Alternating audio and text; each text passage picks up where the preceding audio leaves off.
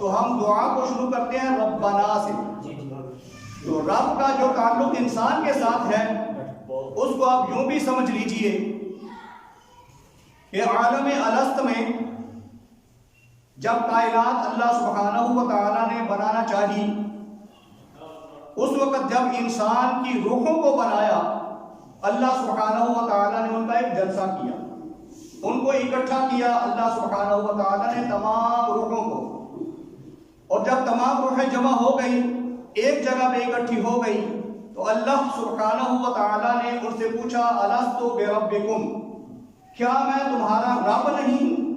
تو رب کا تعلق سمجھیے اپنی زندگی کے ساتھ، کہ جب ہماری زندگی ابھی شروع نہیں ہوئی تھی تو رب کا تعلق ہمارے ساتھ جڑ چکا. عالم الست میں جب خالی روحیں تھیں تو اس وقت اللہ سبحانہ و تعالیٰ نے پوچھا الست بربکم، تمام روحوں کو. اس وقت کفار کی روحیں بھی موجود تھی، مسلمانوں کی روحیں بھی موجود تھی، تابع داروں کی روحیں بھی موجود تھی، منکروں کی روحیں بھی موجود تھی.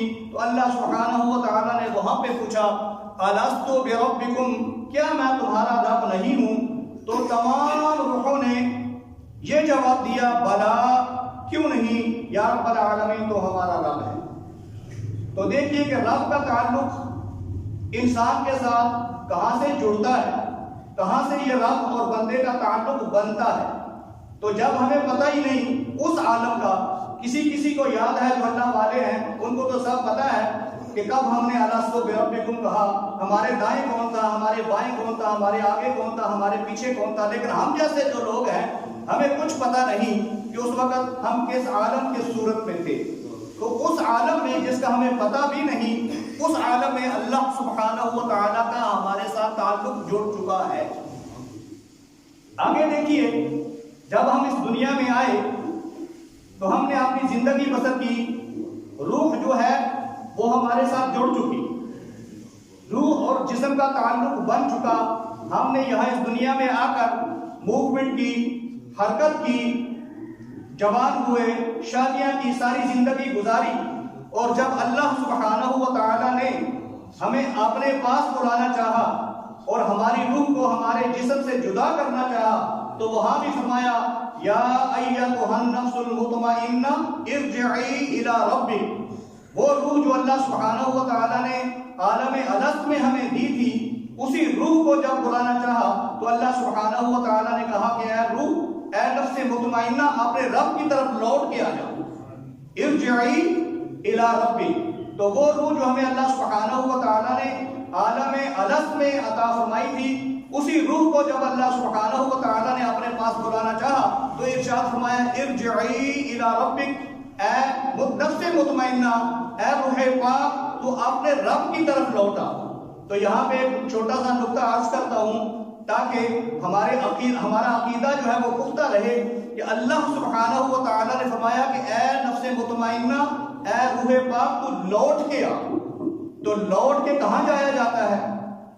جب ہمارا یہ شہر ہے گکھڑ، ہم یہاں سے جب کسی دوسری جگہ پہ جاتے ہیں تو لوٹ کے یہاں گکھڑ میں آتے ہیں.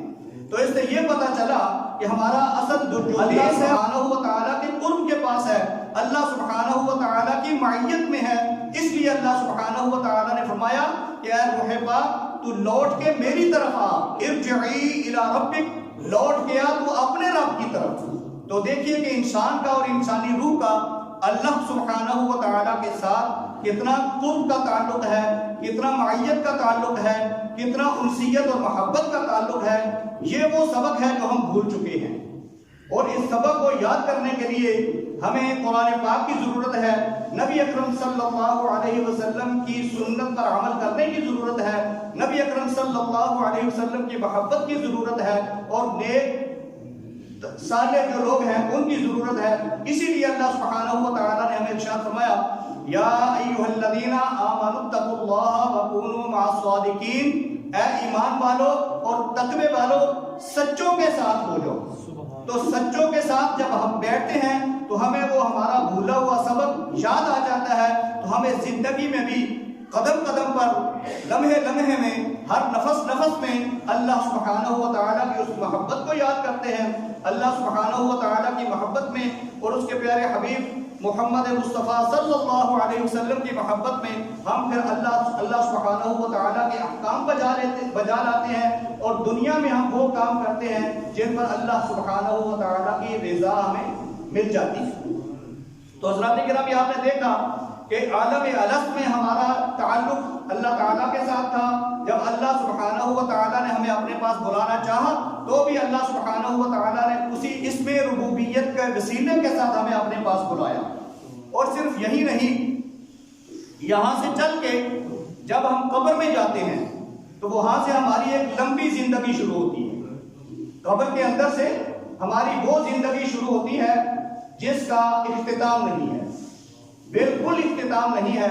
تو وہاں پہ ہم سے جو پہلا سوال کیا جاتا ہے وہ پوچھا جاتا ہے من رب کا۔